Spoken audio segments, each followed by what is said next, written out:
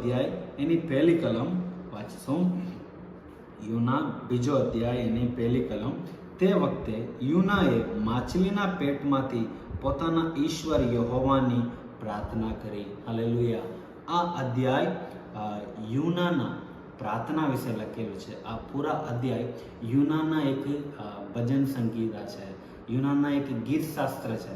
તે ઈશ્વરની આગળ એની પ્રાર્થના કરે છે. તેની પ્રાર્થના આ પૂરા અધ્યાયમાં લખેલું છે. આજે યુનાના પ્રાર્થના વિશે આજે મનન કરીશું. હાલેલુયા. આપણા પરમેશ્વર તે પ્રાર્થના સાંભળનાર પરમેશ્વર છે. તો આ યુનાના બીજો અધ્યાય આપણે મનન કરીશું. યુના કેવી રીતના પ્રાર્થના કર્યા, આમેન, હાલેલુયા, કેવી રીતના એને પ્રભુ એની પ્રાર્થના સાંભળ્યા, એ બધું આજે આપણે મનન કરીશું. તમે જાણો છો, યુના દાર્શીસ જવાનું મુસાફરી બંધ કર્યા. તે પોતાની સાથે જે લોકો મુસાફરી કરતા હતા તેઓને કહ્યા, તમે મને આ દરિયામાં નાખી દો. જ્યારે યુનાને પકડીને તેઓ દરિયામાં ફેંક્યા ત્યારે એક મોટો માછલી એને ગળી ગયો. હાલેલુયા. તે માછલીના પેટની અંદર યુના જીવતો હતો. હાલેલુયા. તે મરી નથી ગયો, તો જીવતો હતો. તે મછલીના પેટમાંથી જ આ પ્રાર્થના કરે છે. હાલેલુયા. તમે વિચાર કરો, મછલીના પેટમાંથી તે પ્રાર્થના કરે છે. તમે એમ ના પૂછતા કે મછલીના પેટમાં માણસ કેવી રીતના જીવી શકે. હાલેલુયા. તમને ખબર છે, એક દુનિયાના એક મછલી છે, એનું જીભ, ખાલી એનું જીભ આટલું એક હાથીનું સાઈઝનું છે. તમે વિચાર કરો, એક મછલીનું જીભ આપણા એક હાથીના જેવા છે. તો એનું મોઢું કેટલું મોટું હશે. એવા મોટા મોટા મછલીયા દરિયામાં છે. આ એક કાલ્પનિક કહાની નથી. હાલેલુયા. આ એક કાલ્પનિક કહાની નથી. યુના હકીકત જીવતો હતો. એ પ્રબોધક છે. એમના જીવનમાં જે અનુભવ થયું એ જ લખેલું છે. હાલેલુયા. આ બાઇબલ એક કાલ્પનિક કહાની પુસ્તક નથી. આ હકીકત, ઇતિહાસ લખેલો છે. નિનિવે શહેર આસુર દેશ આજે પણ આસુર દેશ છે. હાલેલુયા. તો આના વિશે ઇતિહાસ અને ઇતિહાસમાં આના વિશે લખવામાં આવે છે.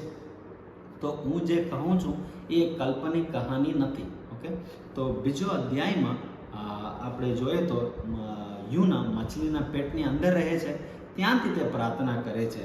પહેલી કલમ આપણે વાંચીશું મળીને એની પ્રાર્થનામાં. તે વખતે યુનાએ માછલીના પેટમાંથી પોતાના ઈશ્વર યહોવાની પ્રાર્થના કરી.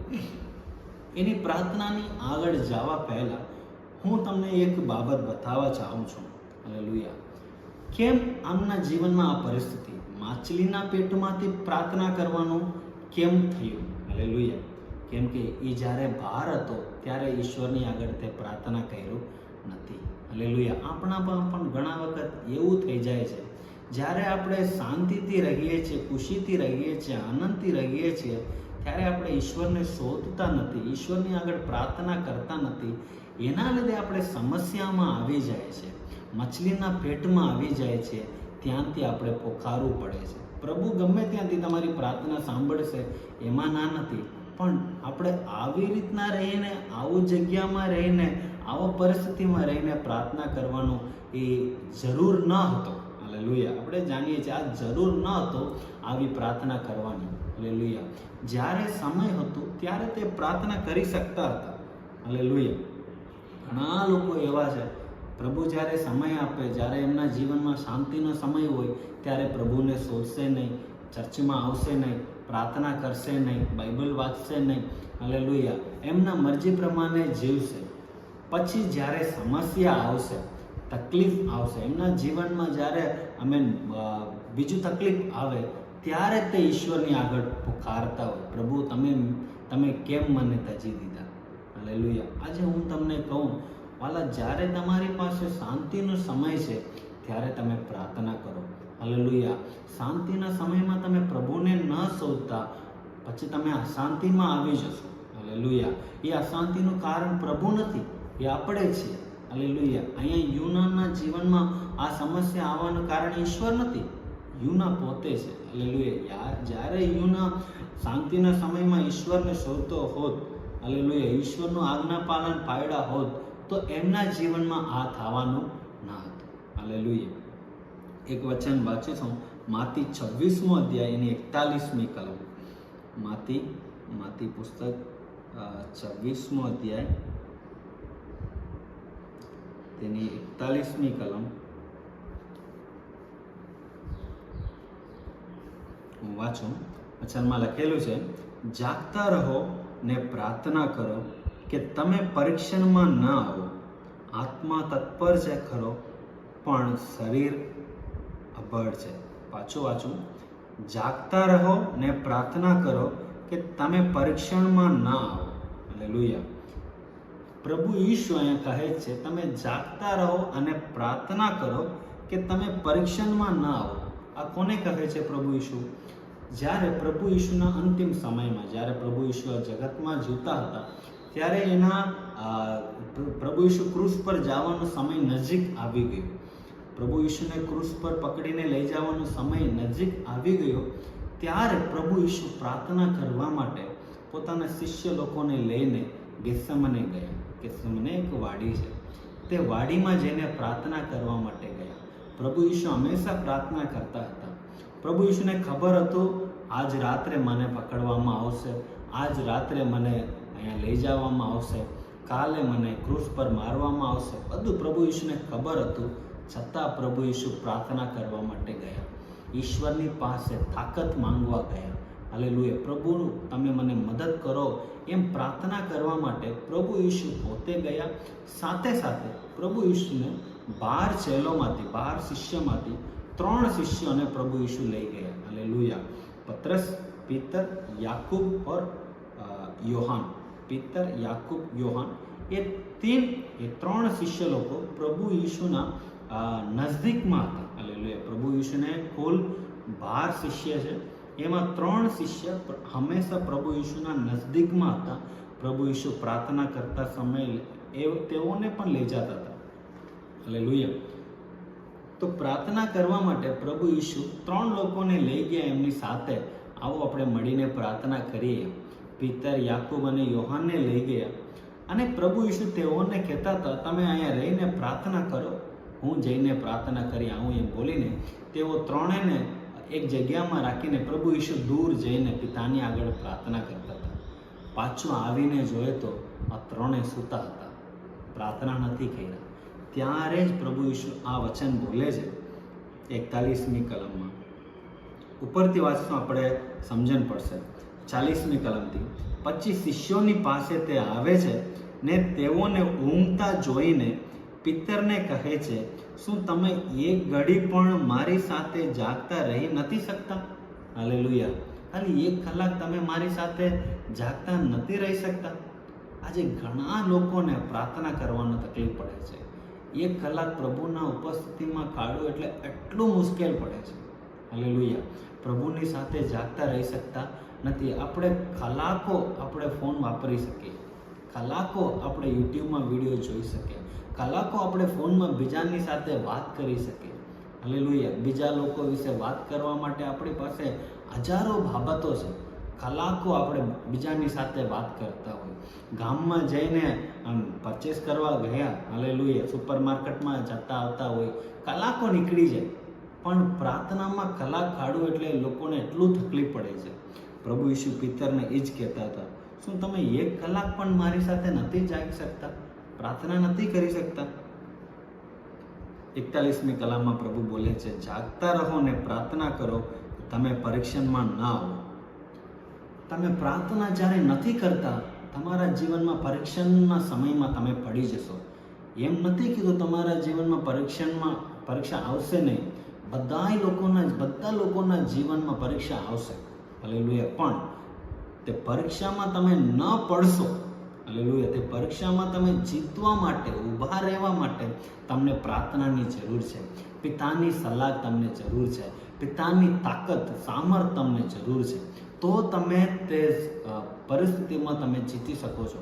એના લીધે આપણે વારંવાર બોલીએ છીએ, તમે પ્રાર્થના કરો, સવારે ઉઠીને ઈશ્વરને શોધો, સૂવા પહેલાં તમે ઈશ્વરને શોધો, સમય કાઢીને પ્રભુના ઉપસ્થિતિમાં બેસો. કેમ આટલું બધું બોલીએ છીએ? કેમ કે જ્યારે તમે ઈશ્વરના સન્મુખમાં આવશો ત્યારે પ્રભુ તમને સામર્થ આપશે, પ્રભુ તમને તાકાત આપશે. તમારા પરીક્ષણમાં તમે જીતવા માટે પ્રભુ તમને મદદ કરશે. હાલેલુયા. અને પત્રસ પિત્તરના જીવન વિશે અહીંયા આપણે જોઈએ છીએ. પિત્તરને પ્રભુ બોલે છે, જાગતા રહો અને પ્રાર્થના કરો, તમે પરીક્ષણમાં ના આવો. પછી શું થયું? 42મી કલમ વાંચું. વળી બીજી વાર તેમને જઈને પ્રાર્થના કરી, ઓ મારા પિતા, જો આ પ્યાલો મારા પીધા વગર મારી પાસેથી દૂર કરી ના શકાય તો તમારી ઈચ્છા પ્રમાણે થાય. ત્યારે તેમને બીજી વાર આવીને તેઓને ઊંઘતા જોયા, કેમ કે તેઓની આંખો ઊંઘથી ભારે થઈ હતી. બીજી વખત, પહેલી વખત એવું થઈ ગયું. પ્રભુ ઈસુ તેઓને ઉઠાડીને પ્રભુ ઈસુ એમને ઢાંટતા હતા, તમે પ્રાર્થના કરો, પરીક્ષામાં તમે પડશો નહીં, એમ બોલીને પ્રભુ દૂર જઈને પ્રાર્થના કરવા ગયા. પાછું આવીને જોઈએ તો પાછું તેઓ સૂતા હતા. હાલેલુયા. એવા શિષ્ય લોકો પ્રભુ ઈસુની સાથે હતા. તમને ખબર છે, જે રાત્રે ઈસુને પકડીને લઈ જવામાં આવ્યો, તે રાત્રે આ 3 શિષ્યો ઈસુને છોડીને ભાગી ગયા. હાલેલુયા. અને જે પત્રસને, પ્રભુ ઈસુ પત્રસને જ આ વાત કરતા હતા. પ્રભુ પત્રસને જ કહેતા હતા, તમે જાગતા રહો અને પ્રાર્થના કરો એમ. તે જ રાત્રે પત્રસને લોકો પકડવા માટે આવ્યા હતા. પત્રસને પૂછતા હતા, તું પણ ઈસુની સાથે હતો? પત્રસ 3 વખત ઈસુને ઇનકાર કર્યા, ઈસુની વિરુદ્ધ તે શ્રાપ બોલ્યા, હું તે ઈસુને નથી ઓળખતો એમ બોલ્યા. હાલેલુયા. તે ઈસુને ઇનકાર કરતા હતા. તો એમના જીવનમાં તે રાત્રે પરીક્ષણ આવ્યો, તે પરીક્ષણમાં પડી ગયો, તે નિરાશ થઈ ગયો, તે સેવામાંથી તે ભાગવા તૈયાર થઈ ગયો. હાલેલુયા. તમે અધ્યાયમાં વાંચે તો પાછું પિત્તર પાછું માછલી પકડવામાં ગયો. પહેલાં પ્રભુ ઈસુ એને માછલીના કામમાંથી એને છોડાવ્યા. એ માછલી પકડવાનું કામ કરતો હતો, એ માછીમાર હતો. પ્રભુ એને બોલ્યા, તું બધું મૂક, મારી સાથે આવ સેવા કરવા. તે બધું મૂકીને ઈસુની પાછળ સેવા કરવા માટે આવ્યો હતો.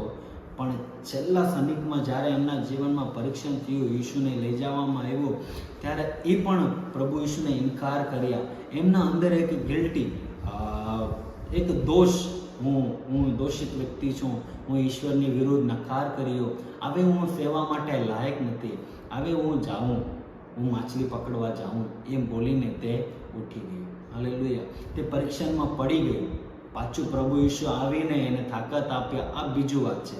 પણ હું તમને શું કહેવા માંગુ છું, પ્રભુ એને ચેતવણી આપતા હતા, તું પ્રાર્થના કર, તું મારું મુખ શોધ. હાલેલુયા. તું પરીક્ષણમાં ના આવે એટલા માટે તું પ્રાર્થના કર, એમને પ્રભુ વારંવાર કહેતા હતા. હાલેલુયા. પણ તે પ્રાર્થના કર્યા નથી. એના લીધે એમના જીવનમાં આ સમસ્યા આવી. હાલેલુયા. યુના માછલીના પેટમાંથી પ્રાર્થના કરવાની શું જરૂર હતી? હાલેલુયા. પણ તેના આજ્ઞા ભંગના લીધે તે પ્રાર્થના નથી કર્યા. પ્રભુની વિરુદ્ધ પોતાનું મુખ ફેરવીને તે ગયો. હાલેલુયા. એના કારણે તે આ માછલીના પેટમાં આવીને તે પ્રાર્થના કરવું પડે છે. હું તમને કહું છું, ઘણા લોકો આજે એવા છે, સમસ્યાના સમયમાં જ તેઓ પ્રભુને શોધશે, શાંતિના સમયમાં પ્રભુને શોધશે નહીં. હાલેલુયા. વચનમાં લખેલું છે, તમે શાંતિના સમયમાં પ્રભુને શોધો. આજે તમારા જીવનમાં શાંતિ છે, રોજ 3 વખત તમે જમો છો, આરામથી તમે રહો છો. હાલેલુયા. કંઈ સમસ્યા નથી. તો આજે તમે પ્રાર્થના કરો. જ્યારે તમારા જીવનમાં સમસ્યાનો સમય આવશે ત્યારે પ્રભુ તમને બચાવશે. સમસ્યા આવવા પહેલાં પ્રભુ તમને ચેતવણી આપશે. હાલેલુયા. તમે પરીક્ષણમાં પડશો નહીં, માટે પ્રભુ તમને મદદ કરશે.